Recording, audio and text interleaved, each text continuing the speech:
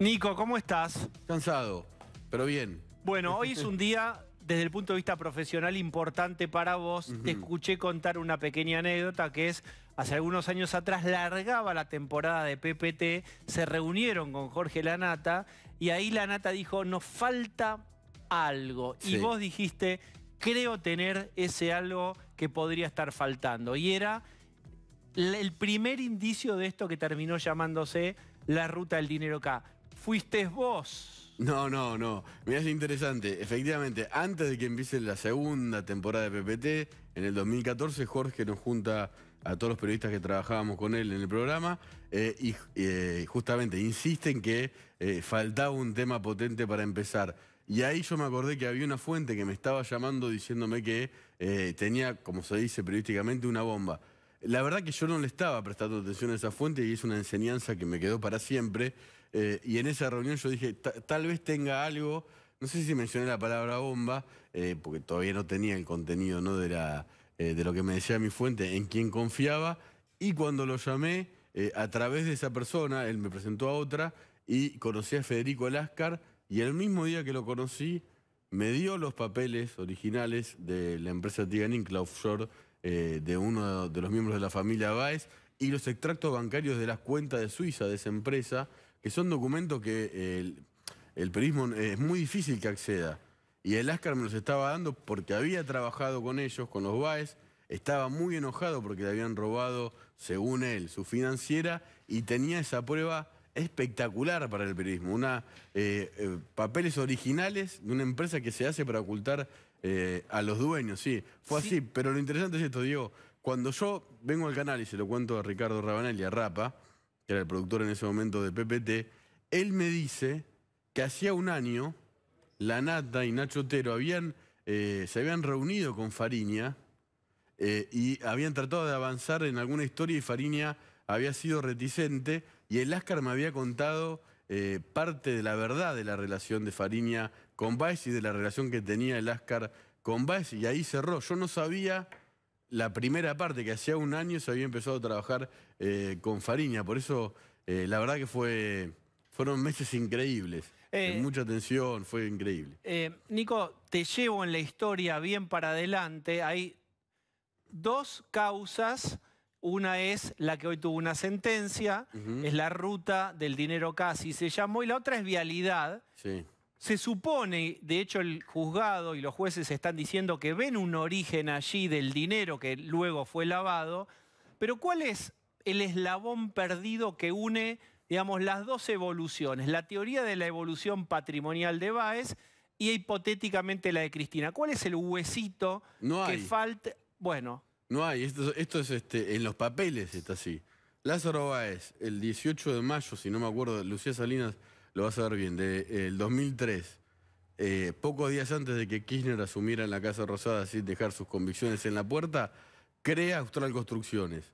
A partir de ese momento, desde la presidencia de Néstor y la de Cristina Kirchner, le dieron miles de millones de pesos en contratos de obra pública que Lázaro Báez, siendo socio en los papeles de los Kirchner, devolvió en parte a la familia entonces presidencial, alquilándole sus hoteles a precios exorbitantes e iba a pérdida, construyéndole un hotel gratis, por ejemplo, y alquilándole una infinidad de propiedades también a precio muy alto. Incluso construyeron un condominio juntos y hasta compraron terrenos juntos. Cuando se allanó, cuando Bonadío allana por primera vez las oficinas de Báez y algunas vinculadas a los Kirchner, en Río Gallegos se encuentra un montón de documentación cruzada, o sea, cheques o facturas en la empresa de Báez que eran de los Kirchner, muchas mencionaban a Máximo Kirchner, porque en ese momento se encargaba de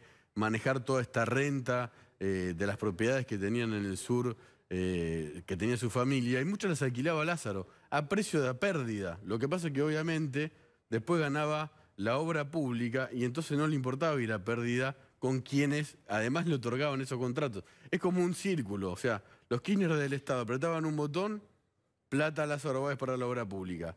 Y Lázaro Báez de vuelta giraba parte de ese dinero en concepto de alquileres de hoteles, de casas, y hasta, insisto, construyeron un condominio juntos. Nico, y había una propiedad que tenía a nombre Cristina Kirchner y Lázaro. es un contexto de una semana muy complicada, sin duda es la más complicada para el gobierno. Venimos del Vacuna Gate, en donde su propia base electoral lo cuestiona, a diferencia de los hechos de corrupción y lavado, que siempre habían encontrado un argumento, un chivo expiatorio, una forma de negar este circuito. ¿Cómo imaginas, digo, más allá de Parrilli, muy próximo a Cristina, que ya dijo que a Báez lo persiguen por ser un trabajador y amigo de Néstor? Digo, ¿cómo imaginas que por morocho, claramente, le falta decir por colla, pero digo, ¿cómo cae esto en el entorno más próximo de Cristina Kirchner y en la propia Cristina? ¿Imaginás? Digamos, ¿qué ve, qué señal podría estar viendo o interpretando Cristina en este fallo de hoy? Que los ataques a la justicia o las embestidas y las estrategias que está haciendo para tratar de, digamos, aminorar las investigaciones en su contra en el Poder Judicial no sirven casi de nada. Porque este juicio estaba en juicio oral y hoy lo que vio Cristina fue a su socio, a la persona que fue casi el mejor amigo de su marido, el que construyó el mausoleo donde están los restos de Néstor Kirchner, la persona que fue la última que cenó con ellos la noche anterior a la que lamentablemente después hay una murió foto Kirchner, famosa condenado. En la muerte de Néstor, en el entierro. Hay una foto famosa, creo que casi la única donde se los ve juntos saliendo del mausoleo, que se los ve próximos a Cristina y a Lázaro. Sí, no, obviamente. Él construyó el mausoleo.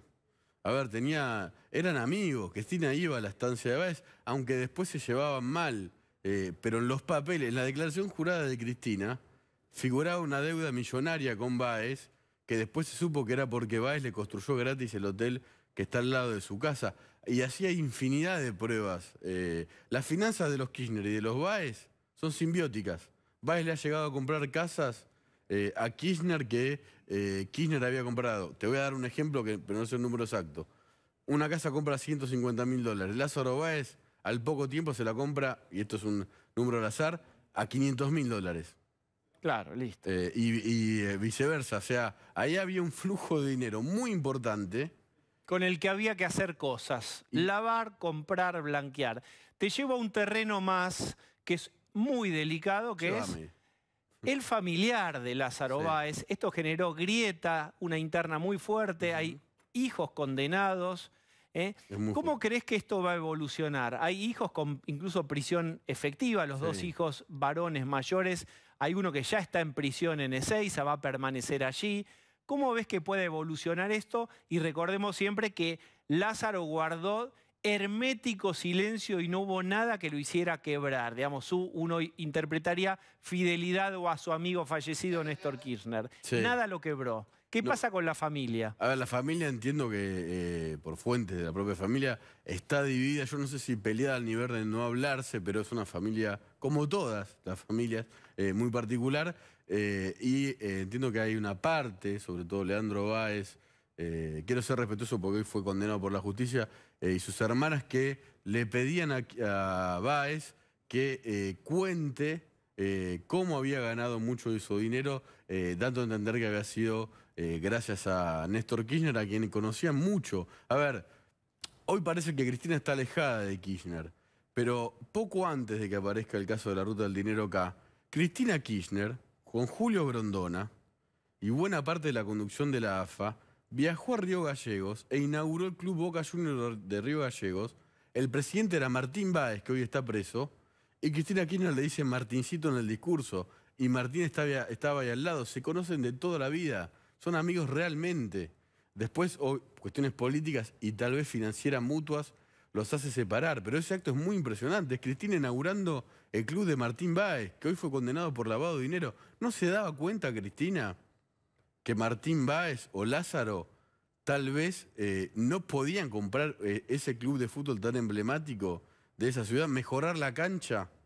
En escalas diferentes, Nico, hay un momento del sesgo de poder o de sensación de impunidad que evidentemente nubla, en una escala mucho menor, pero muy irritante, las vacunas de privilegio. No hay percepción de estar cometiendo un delito, ni que se tiene delante de los ojos algo que a otros les va a chocar y les va a resultar intolerable. Nico, gracias. Saludos. Muy bien, y ahora Gracias. sí, abrimos el boliche. Formalmente, bienvenidos, esto es solo una vuelta más. Voy a presentarles a todo el equipo, pero quiero presentarles primero a alguien que empezó a ver como persona que vivía en la misma provincia, coprovinciana, y a denunciar y a invitar a observar con claridad lo que pasaba a Lázaro Báez antes que la mayoría lo hiciera. Me refiero a Mariana Zubik. Hola, ¿cómo estás? ¿Cómo te va? Bien. ¿Qué representa para vos esto que ocurrió en la justicia hoy? Un montón de cosas, no te lo podría resumir en una sola palabra, ¿no? Pero lo decía hoy, como santacruceña, como hija de pioneros, de lo que fue el origen, esa tierra Santa Cruz, desde donde robaron y exportaron todo hacia la nación. Y como argentina es como una luz de esperanza hacia el país que desde la coalición cívica y de la cabeza de Elisa Carrió proyectamos cuando denunciamos la corrupción, ¿no? La corrupción la venimos denunciando hace ya 20 años. Y esta causa que nace en el año 2008 con la denuncia de Lilita ante Ercolini por asociación ilícita, lo que se planteaban eran tres, ¿no? Primero, la estructura de lo que fue la creación del Ministerio de Planificación, y de ahí se desagregaba. Por un lado, obra pública, por el otro lado, todo lo que fue la matriz energética, y luego el juego con Cristóbal López, ¿no? Bueno, Lázaro Báez realmente es una anécdota en todo esto. Lázaro Báez es la punta del iceberg de lo que fue el latrocinio más grande de la historia, y es una invención de los Kirchner. Lázaro Báez no existía antes, era un cajero de banco, ustedes saben la historia de él, ¿no? Quiero detenerme un minuto ahí, porque uno irónicamente diría, digamos, el ejemplo de ascenso social fue tremendo allí, era de un origen, uno tiene entendido, sencillo, sin demasiado patrimonio, y hace un ascenso vertiginoso.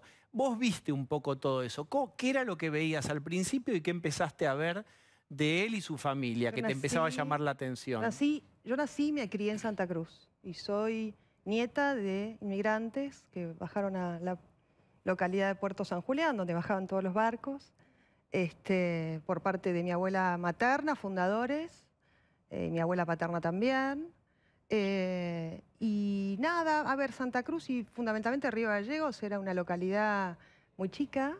Estamos a 2.800, 2.900 kilómetros de la capital federal. Y había era todo muy pujante. Vos imagínate, tenías que tener un espíritu emprendedor y optimista feroz para irte al confín del mundo con 20 grados bajo cero, ¿no? Pero bueno, había un horizonte y había un futuro que se fue forjando y construyendo con muy pocas familias, ¿eh? Se inicia en realidad con lo que fue la ganadería, con lo que fue la exportación de ovejas, con las instalaciones de los frigoríficos Swift en los puertos. De eso se trataba, es decir, había una diversificación económica alrededor de lo que era la matriz productiva, que era la ganadería, y luego lo que fue la extracción con el petróleo y la minería. Es decir, esta matriz que luego desarrolla el kirchnerismo, que era en realidad empleo público, el 73% de la comunidad económicamente activa en Santa Cruz depende de la administración pública, que lo que hizo fue convertir a esos ciudadanos prósperos que te relaté, que tenían un horizonte y esperanzas, en rehenes, de ciudadanos a rehenes. Ahí fue clave Lázaro Báez. Lázaro Báez es hijo de un comisario, viene de Puerto Santa Cruz, se va a Río Gallegos, él estaba en el Banco Nación. Conozco a quien le presenta a Néstor Kirchner y ¿por qué? Porque en el Banco Provincia los sueldos eran mejores. Entonces Lázaro, el negro como le dicen ellos, quería un mejor sueldo. Y Néstor estaba en la Intendencia de Río Gallegos en el año 1987 y le pide a una persona en particular, le dice, mira, yo necesito a alguien adentro del banco, pues yo necesito saber la cartera de clientes y quiénes están debiendo, porque yo voy a ser gobernador. Lázaro ingresa al banco antes que Néstor sea gobernador. Bueno, tiene una reunión con Néstor Kirchner y a partir de ahí entablan una relación extraordinaria y fue clave Lázaro Báez en el Banco Provincia, porque al Banco Provincia lo privatizan en manos de Eskenazi. ¿Por qué quería, una pantalla para atrás, por qué le interesaba quiénes eran deudores del banco a Néstor? Eso es re importante. Por eso yo te hacía esta introducción. Y es importante además que todos nosotros tratemos de hacer un paralelismo de lo que fue Santa Cruz y todo ese proceso a lo que estamos de algún modo advirtiendo a la nación y esta puja que tenemos muchos, que es cultural, que tiene que ver con, bueno, tener cierta independencia económica, importante, que además es uno de los parámetros del peronismo, ¿no? A lo que se está convirtiendo el país con la cantidad de empleados públicos. A ver, ¿por qué era importante saber quiénes eran los deudores? Porque eran las personas que tenían independencia económica, eran los que él llamaba los empresarios o los comerciantes de la calle Roca, o los de la ganadería, los empresarios de la ganadería o los estancieros, que esos sí tenían independencia económica y que le podían de algún modo disputar el poder. Y él necesitaba convertirlos en rehenes. Entonces, ¿qué hace? Cuando transforma el Banco Provincia, que es la entidad financiera de la provincia, por donde todos los activos y pasivos cobran su salario, por ejemplo, cuando se lo regala a su socio Eskenazi, Néstor Kirchner, la persona clave allí fue Lázaro Báez. Él estaba en lo que es el fondo ¿cómo se llama? Residual. El fondo residual. Porque Lucía también es una experta, es santacruceña, ¿no? Claro. Bueno, el punto ese, buenas noches primero, el punto ese que mencionaba Mariana es clave porque es el origen de una relación que después se incrementó y que se fortaleció en cifras millonarias. Ese banco residual no era menor porque ese banco residual se llevó todas las deudas del Banco Provincia y le entregan un Banco Provincia privatizado, saneado completamente. Pero ese fue como uno de los máximos cargos que tenía para entonces Lázaro Báez, que para 2013 ya había declarado ante la AFIP, porque la justicia se lo ordenó, una fortuna de 66 millones de pesos, que para cualquiera de nosotros entonces, ya es un montón. Sin embargo, 3 años después, la justicia lo que le dice a Lázaro Báez, no, señor, usted no tiene 66 millones de pesos, usted tiene 205 millones de dólares de fortuna. Adquirió solo en 3 años compulsivamente 1.412 propiedades en 8 provincias diferentes. Eso es cuando ya están en un vínculo que los favorece. Pero estamos como en la génesis, ¿no? Que es, ¿cuál es el favor o cuál es la función que le cumplía a Kirchner Lázaro Báez y que además le permite entablar una relación de tanta confianza? Un prestanombre. Lázaro Báez fue un prestanombre. Eso posterior, pero al principio era una persona de confianza, del banco. Sumisa, que cumplía órdenes, que venía de un lugar bastante de bajos recursos, que por su particular personalidad podía llevar adelante las cosas que quería hacer Néstor Kirchner, ¿no? Entonces, se inicia en esto que desarrollaba Lucía dentro del banco, el fondo residual, que efectivamente le entregan un banco saneado a Eskenazi. Ese trabajo sucio lo hace Lázaro Báez, firmando, además, recordemos, lo que fueron los fondos de Santa Cruz. Cuando Néstor Kirchner recibe los fondos de Santa Cruz, gracias a entregar YPF, entregar YPF y privatizar YPF, Menem, de regalo, le reconoce los fondos por regalías mal liquidadas. Hablamos de 1.100 millones de dólares. Ahí también estaba Lázaro Báez, porque estaba en el Banco Santa Cruz. Entonces, parte del dinero que sacan y ahí entran desde el Banco Santa Cruz, como era gerente Lázaro Báez, también firmaba eso. Es decir, Lázaro firmó vaciar el banco y entregárselo a Eskenazi. Lázaro firmó lo que fue el tema de los fondos de Santa Cruz, que luego desaparecieron y nunca más los vimos los argentinos. Entonces, bueno, estaba en deuda Néstor Kirchner con él. Y ellos tenían un lema: los negocios son para los amigos, ¿no? Y ellos entendían que lo primero que tenían que hacer era, y esto es algo que además está bastante arraigado en el kirchnerismo y parte de la militancia de algún modo justifica el robo con esta excusa. Dicen que lo que tenían que hacer era detentar el poder económico para la compra y cooptación del poder político, ¿no? Y esto vos lo ves también en nuevas generaciones. Pero la frase era: para hacer política hay que tener plata. Claro. Y bueno, para disputar el poder real, diría el kirchnerismo, o venía diciendo aquellos años, sí, hay que tener recursos, sí, si no, no se puede disputar. Y esto pasaba ya en Santa Cruz. Pues en Santa Cruz estaba el Instituto de Desarrollo Urbano y Vivienda, el IDUB, desde donde salen todos. Sale José López, sale Julio De Vido, todo lo que luego vemos en el Ministerio de Planificación, que fue la réplica, salían de la provincia de Santa Cruz. ¿Y qué hicieron en Santa Cruz? Robaban con la obra pública. Robó Néstor Kirchner desde el municipio de Río Gallegos y robó en sus 2 mandatos como gobernador a través de la obra pública. ¿Pero cuál era el mecanismo? El mismo mecanismo, exactamente el mismo, con sobreprecios.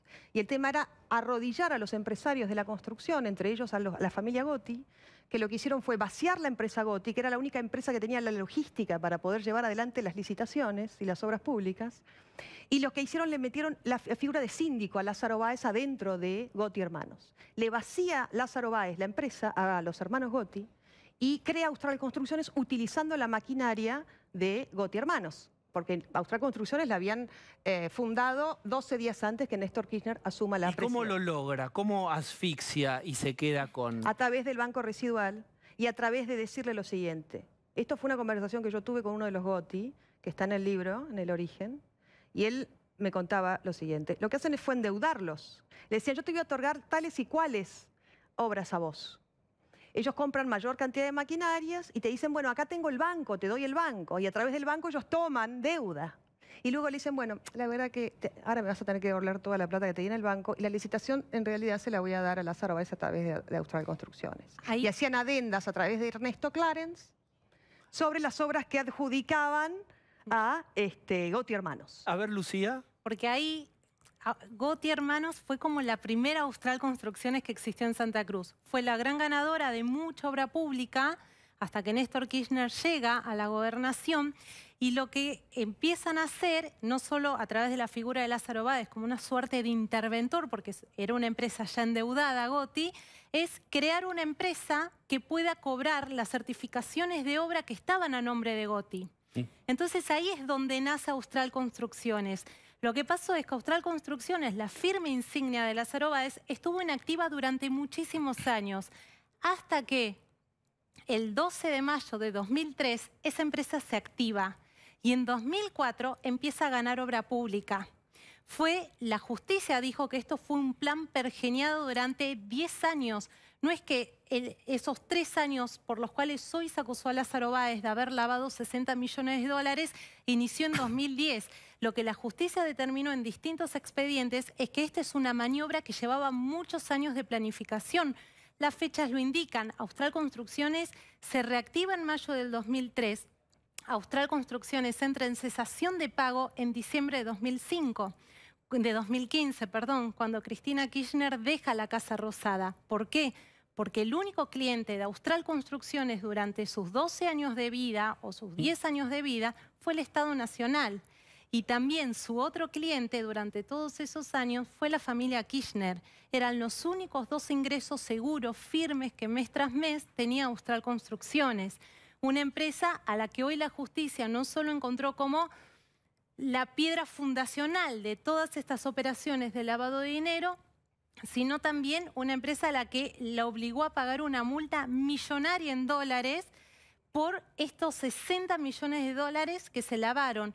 La justicia lo que dijo es que esos 60 millones de dólares que se lavaron solo en 3 años no se podrían haber realizado esas operaciones si Austral Construcciones no existía.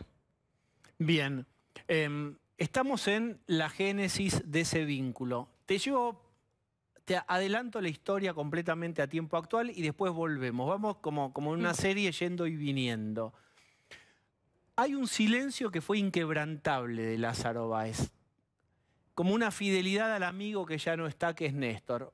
Hubo internas dentro de la familia alrededor de esto también, por supuesto mucha presión, muchachos y chicas más jóvenes también envueltas y ahora condenados.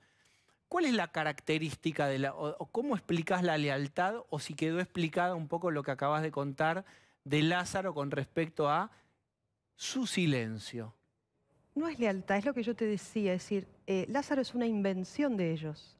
Era una persona sin recursos. Lo mucho que podía aspirar, y él estaba muy contento, fue ser cajero de un banco. Y bueno, pasó de ser cajero de un banco, de contar plata, a seguir contando plata. Necesitaban una persona que sepa contar plata. Y bueno, que encontraron una persona que podía prestar su nombre, que podía hasta entregar a sus hijos y a su familia en una estructura que esto es de un nivel, a ver, es bastante perverso todo. Porque vos tenés que preguntarte además la calidad humana de una persona que entrega un hijo. Que entrega un hijo a la causa, como decían ellos. A la causa del robo. Entregás un hijo a una estructura mafiosa. Entregás un hijo a la cárcel. Entonces yo creo que eso te responde de algún modo por qué se vinculaban. Se vinculaban desde la cuestión que creo caracterizaba la miseria humana. Porque convengamos que el kirchnerismo lo que hace es jerarquizar la miseria humana. Exponerla, exhibirla y jerarquizarla. Y quizás Lázaro Báez compartía con él lo mismo, ¿no? Respecto a lo que significaban los principios y valores que ellos tenían en vista en función de lo que era la estructura de poder. Entonces, desde un lugar tan recóndito e inhóspito como la provincia de Santa Cruz, pensar en llegar al poder, y bueno, era toda una proeza. Pero ¿vos crees que ellos involucran de esta manera tan directa a sus hijos porque creían que iban a tener impunidad eterna o porque ya existía algún antecedente que los hacía exponer a este riesgo a su propia Esto es familia? una opinión personal, ¿no? No sé, en este caso particular entiendo quizás como regla general hacia quien accede a este tipo de cosas. Vos ya venís vulnerado. Es decir, es una persona que ya perdió su integridad. Una persona que entrega su integridad y su dignidad es aquella que te puede entregar un hijo, ¿no? Entonces, ellos pensaban que iban a ser eternos, claro. Entendían la impunidad, pero miren los años que llevamos. Miren los años que llevamos. Nosotros venimos denunciando desde el año 2004. Y claro que se creían eternos. Santa Cruz la gobiernan hace 30 años. Y la heredan. Y se le heredan a sus familias, a su hijo, a su tía, a su prima. Es decir, en la justicia está la prima hermana.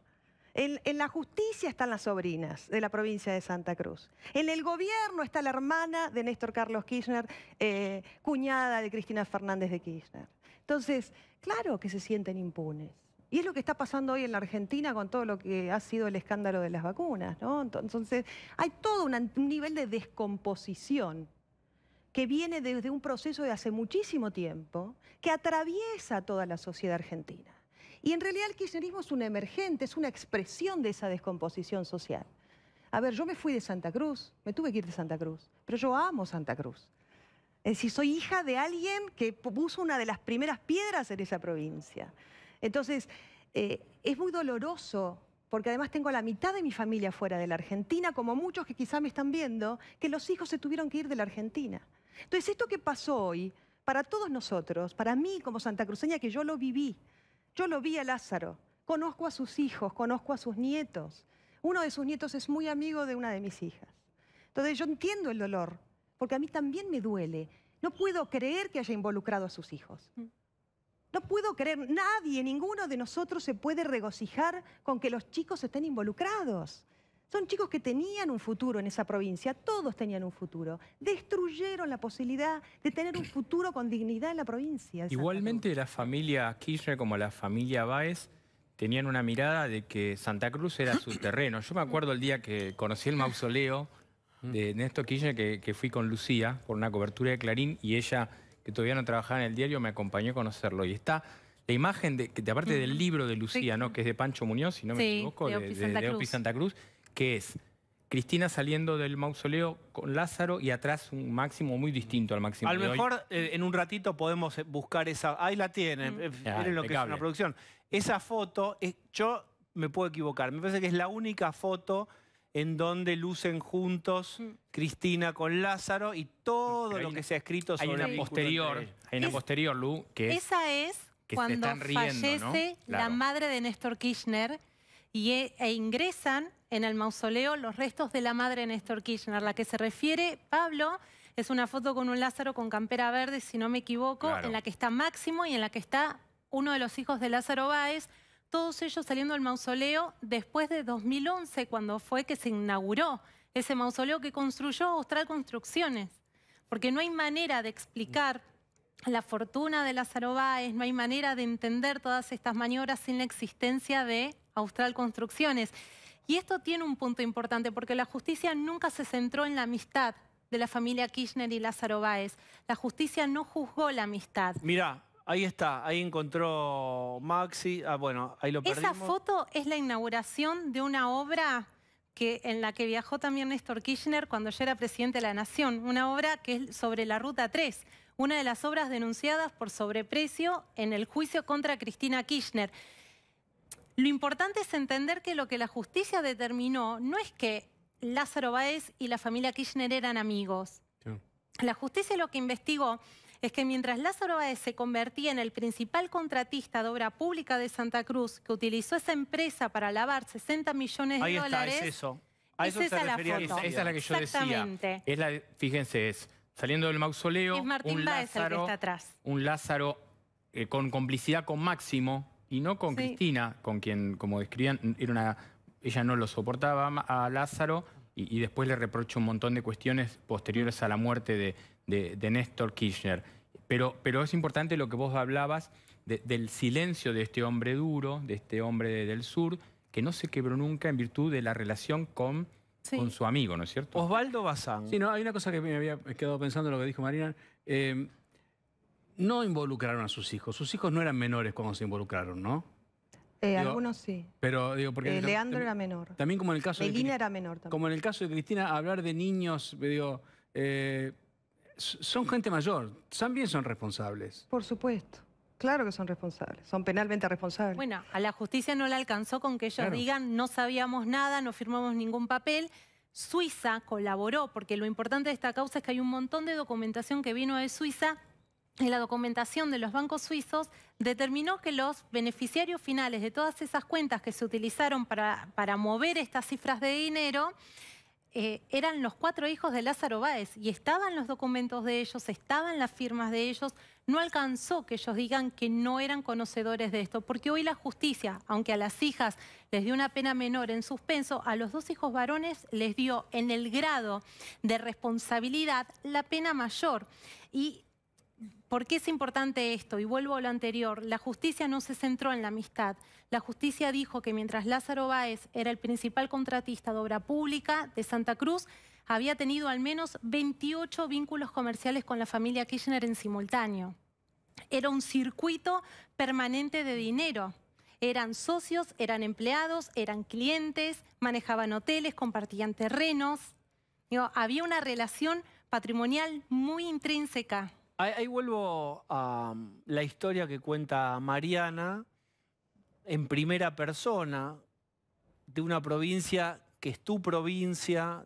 Vos viste el paso de los años, la evolución patrimonial.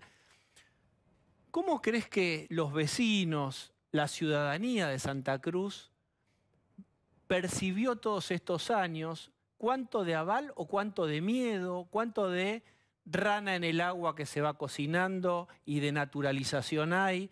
¿Cómo se explica? Hay otras provincias en donde también por ahí se teme, porque hay mucho empleo público y se teme quejarse por pérdida, a que te echen del único empleo, porque no hay mucho empleo privado. ¿Qué pensás vos? Es muy difícil decir la sociedad santacruceña, claro, pero retazos de eso. ¿Cómo verían esto? No sé cómo lo verían hoy. No estoy ahí. Hace muchos años, hace 4 o 5 años que ya no estoy en Santa Cruz. Pero creo conocer a la sociedad donde me crié, tuve toda mi vida, ¿no? Varios puntos que podríamos analizar. Santa Cruz, una vez les dijo basta. Y les puso un límite a ese poder. Y ganamos las elecciones. Y nos íbamos a hacer gobierno. Y Alicia Kirchner entró por la ventana es un gobierno de facto, porque utilizó la ley de lemas de manera inconstitucional, porque la Constitución de la provincia de Santa Cruz prohíbe, escrita por ellos. Ellos reformaron la Constitución en 2 oportunidades. Una para la reelección indefinida, y la otra, bueno, modificaron e ingresaron allí la ley de lemas y el diputado por pueblo, 2 figuras para tratar de modificar las reglas del juego.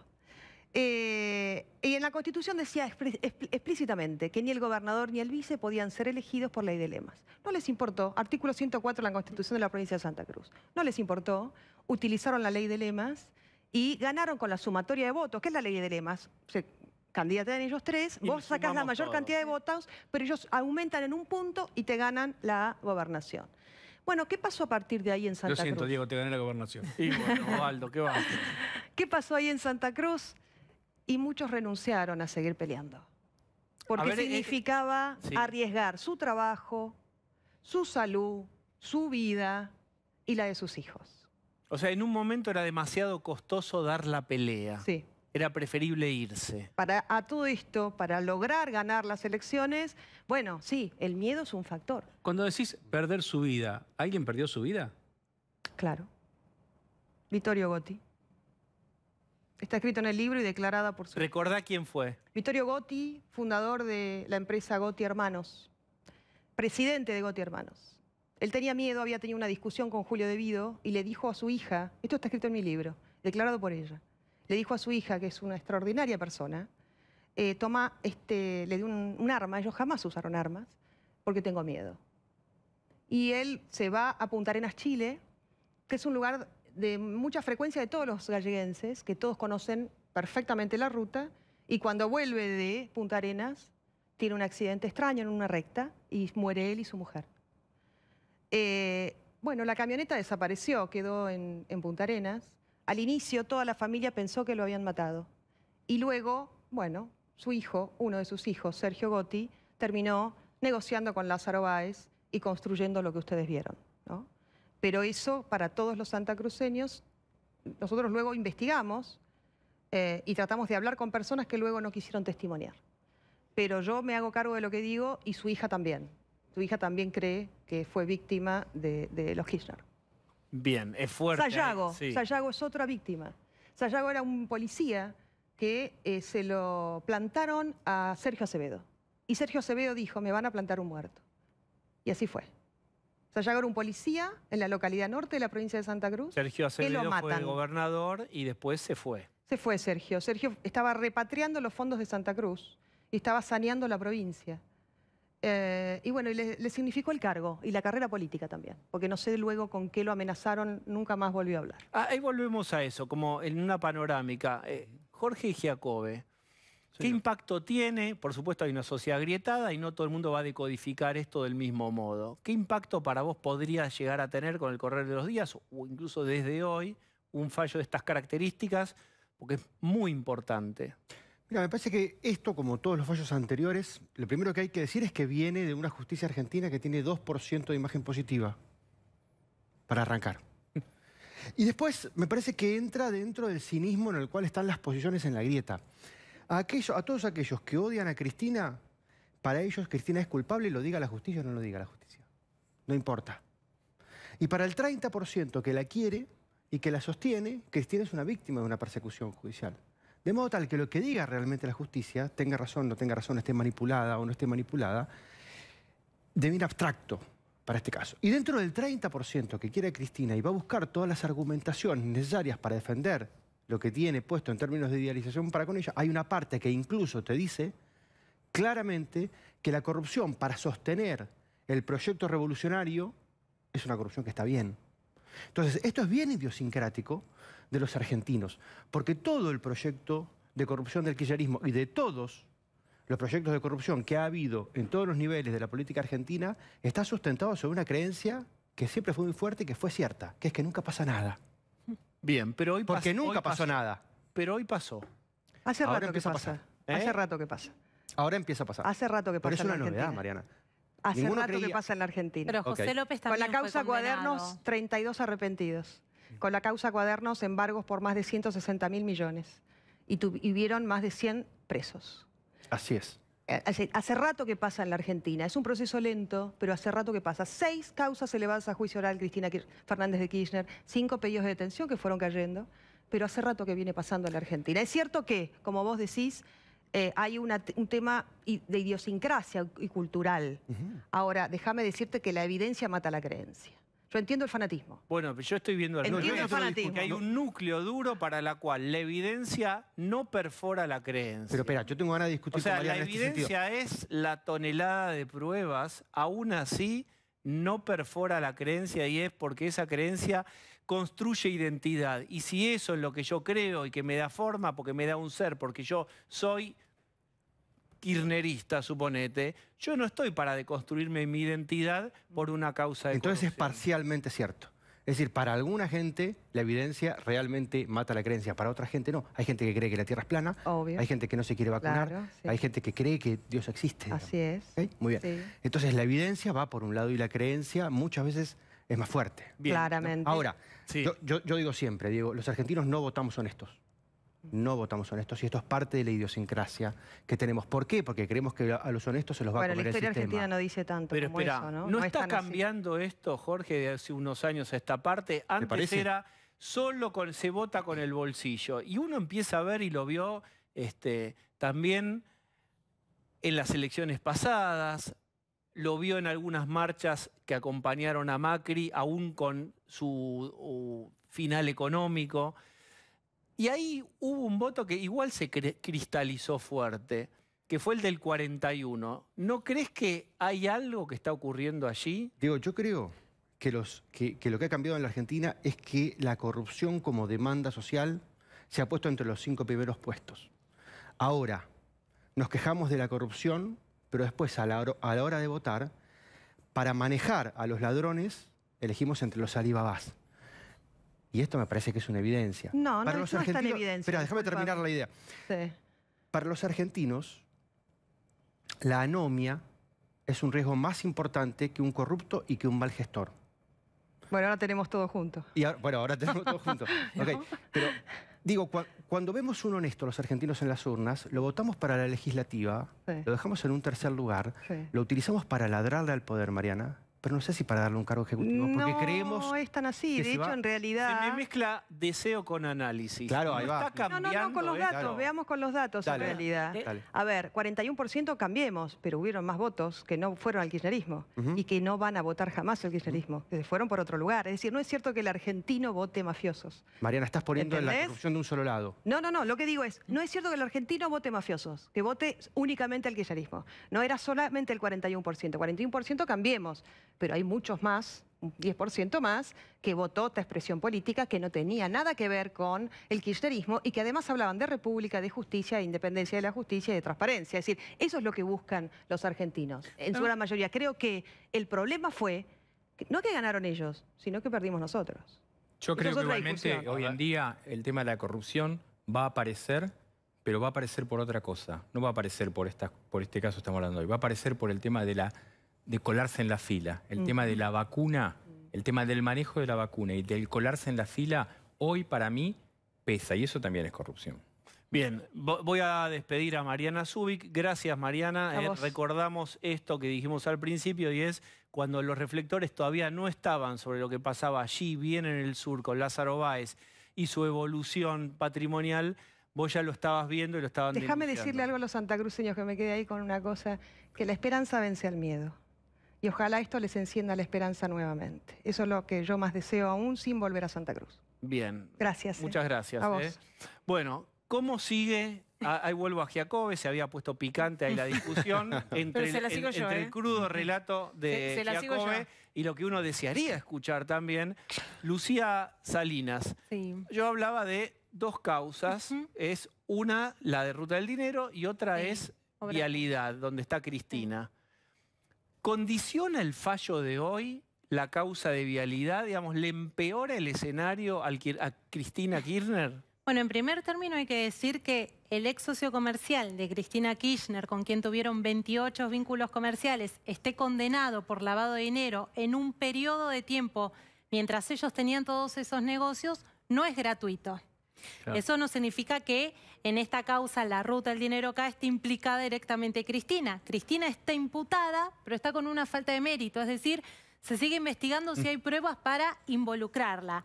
Pero hay un punto, todo delito de lavado de dinero requiere de lo que se conoce como un delito precedente, es de dónde obtuvo ese dinero Lázaro Báez para volcarlo a estas maniobras de lavado de dinero. Claro, pero la plata que se lava es una plata que es sucia. pero Exactamente. se lava. Lo que sucedió es que durante la instrucción se dijo en Comodoro Pi, los jueces de la Cámara Federal Porteña, que revisan los fallos de los jueces de instrucción, es que el dinero que Lázaro volcó a operaciones de lavado provino de los contratos de obra pública vial que había obtenido. Entonces, esto hace que la ruta del dinero acá haya quedado vinculada a obra pública. A ese juicio donde la principal acusada es Cristina Kirchner, donde se está juzgando si efectivamente Cristina Kirchner favoreció a Lázaro Báez con 51 licitaciones plagadas de irregularidades, esto dice la imputación, por 46.000 millones de pesos. Lo que sucedió en el veredicto de hoy es que de los 3 jueces que integran el tribunal que juzgaron a Lázaro Báez por lavado de dinero, 2 de ellos dijeron que el delito precedente era la causa de obra pública. Esto no significa una condena ni, No, ni un... porque son 2 delitos diferentes, porque son 2 expedientes que tramitan en tribunales diferentes, pero hay una relación allí porque lo que se está diciendo es que Lázaro Báez jamás podría haber lavado estos 60 millones de dólares con Austral Construcciones si Austral Construcciones no hubiera existido para recibir estos 51 contratos de obra pública vial. Muy bien, tenemos muchas cosas, vamos a seguir hablando de esto. No hubo teléfono. ¿Hoy quién está? ¿Jorge? Hola, ¿cómo andás? ¿Qué haces? ¿Qué día hoy, Jorge? Hermoso miércoles, ¿verdad? Mirá cómo será que el gobierno está hasta las manos con el vacuna gate, que hasta la condena de los Baez los alivió, ¿me entendés? Es verdad, se hablaron durante las últimas 8 horas, no se Sí. habló de vacunas. O sea, prefieren ver el video del hijo de Lázaro contando dólares en cadena nacional antes de que sigan apareciendo nombres de los vacunados VIPs, ¿me entendés? Realmente eso es así, ¿eh? Sí, mira, digo, como vos ya sabés, yo soy periodista desde los 7 años. A los 9 fundé mi primer medio en el colegio y a los 11 los servicios me pincharon un walkie-talkie que me había traído Papá Noel. O sea, vi todo lo que te puedas imaginar, ¿me entendés? Pero esto del Zoom de Parrilli diciendo a Lázaro lo condenaron por morocho, Y por Colla, faltó decir. es increíble que terminé coincidiendo con Cristina. ¿Por qué? Y Parrilli es un pelotudo, ¿me entendés? Bueno, Jorge, y ustedes en PPT fueron Sí. los primeros que investigaron, hubo otros medios también, pero ustedes le pusieron imágenes, que Sí. fue determinante. Cuando, digamos, a veces una imagen vale más que 1000 notas de gráfica. Lo y eso- amplificamos, sí, en Claro. prime time, en canal de aire. Nos pusieron el fútbol para todos, para competir en esa época. Qué increíble, ¿no? Todas las cosas que pasan. Ahora, lo más loco de todo esto es que nadie dice en este momento, bueno, señora, súbase al patrullero, ya que estamos, ¿no? Es increíble, ¿no? ¿Me entendés? Es una locura, ¿me entendés? ¿Y ahora quién carajo está gobernando? ¿Dylan o Santiaguito Cafiero? Pues yo no sé ahora, ¿quién está a cargo de todo esto? La señora desde Río Desde, Gallegos. desde Río Gallegos. Ah, La señora mirá. desde Río Gallegos. Gobierna a distancia, qué bueno. Jorge, muchísimas gracias. Sería bueno que vuelva a día de Jorge. No, Horacio. Estábamos ahí juntitos. Porque, a ver. Perdón por interceptar la comunicación. No, de nada, Horacio, yo siempre valoré tu inteligencia. A ver, ¿hay algún pequeño diálogo más entre No, ambos? me parece que sería bueno que volvamos a hacer, ya que ahora estoy semi desocupado, que volvamos a hacer el día de juntos. Bien, muy bien. Bueno, un Le saludo. podemos decir a Tenenbaum también, ¿no? Muy bien, sí. ¿Por Sí, qué? porque aparte Tenenbaum va a estar con Pervinsky, va a estar conmigo, ¿no? ¿Qué más? No diga eso. Bueno, Jorge, gracias, y Horacio, gracias. Gracias, lo sigo escuchando, digo viendo, digo espiando. No, nada. Cambio Vamos a fuera. hacer una tanda, ¿eh? Está Alfredo Cornejo que se suma, vamos.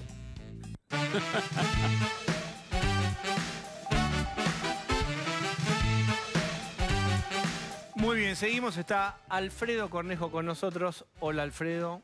¿Cómo están? ¿Qué tal? Buenas noches. Bien, una reflexión para terminar de cerrar el tema anterior, que fue un tema muy fuerte, y es esta condena a 12 años a Lázaro Báez, un empresario tan importante en lo que fue este circuito, aparentemente ya no, y quito aparentemente porque está condenado del lavado de dinero. Lo que digo, está por verse la otra parte, que es vialidad. ¿Cuál es su reflexión sobre esto? Bueno, en primer lugar, el título es Esperanza, ¿no? A mí en particular, no como dirigente de la oposición, sino como ciudadano, me da esperanza. En un momento de altísima desesperanza, el tema de vacunas genera un círculo de impunidad, la vacuna VIP, que baja los brazos al ciudadano común. Esto le da nos da esperanza, creo, ¿no? Es esperanzador. Y es esperanzador porque la verdad que todo,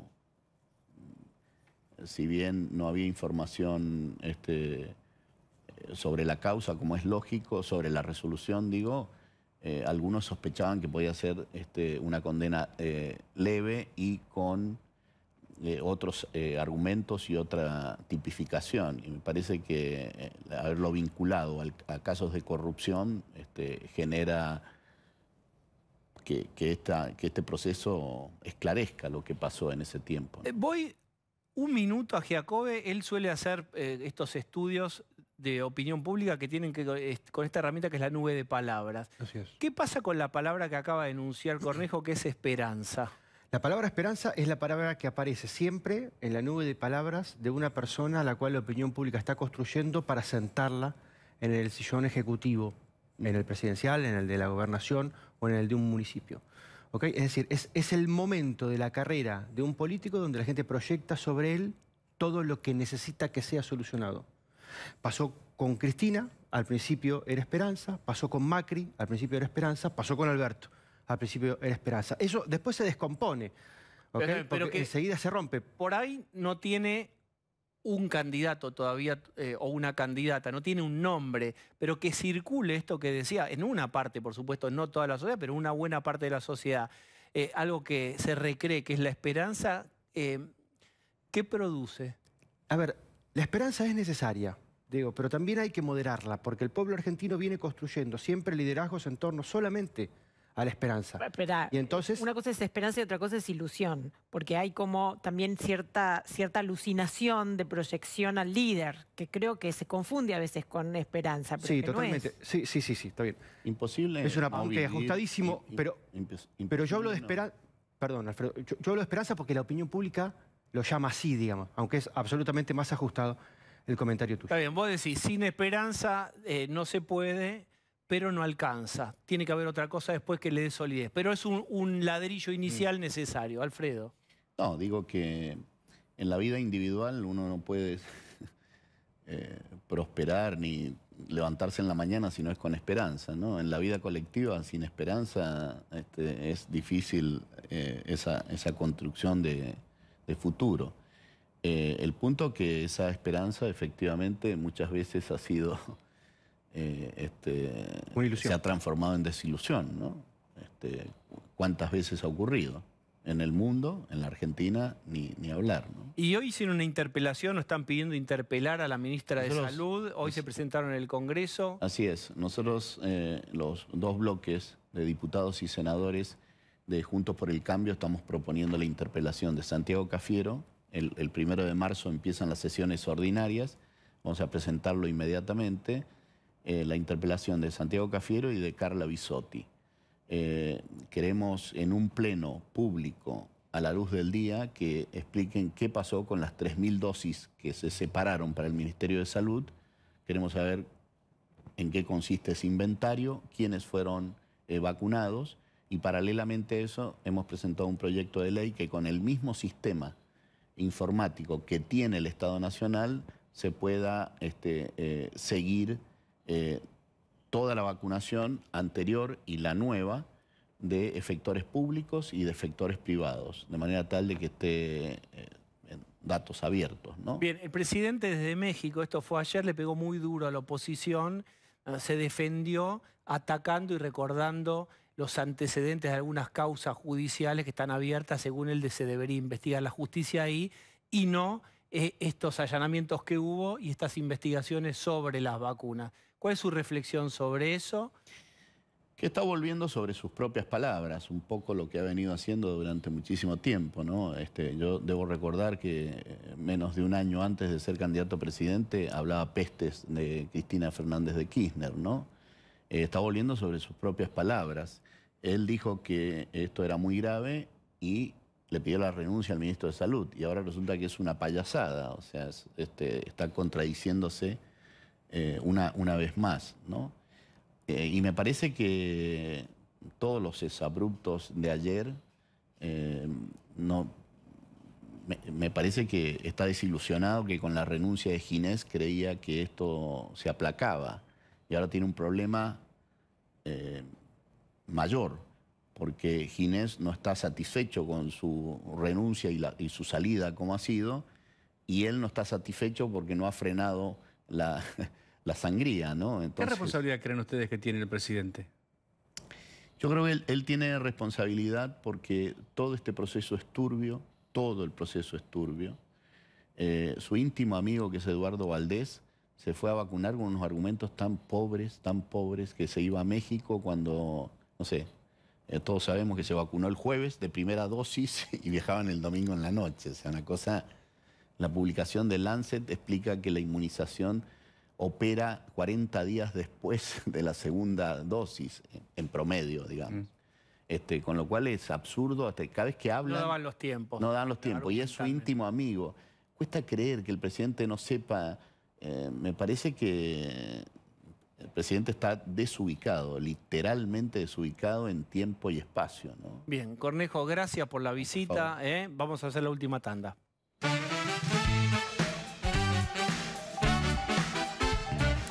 Muy bien, hemos llegado de a poco al final de este programa en un día muy importante en la historia contemporánea por el tamaño de la condena a un empresario muy próximo al kirchnerismo que habitó y construyó gran parte de la obra pública, arrancó de muy abajo y nunca pudo argumentar o justificar la multiplicación de peces, panes y además de vehículos. 1000. Tenía un Falcon en el 90, esto es dato real, llegó a tener 1000.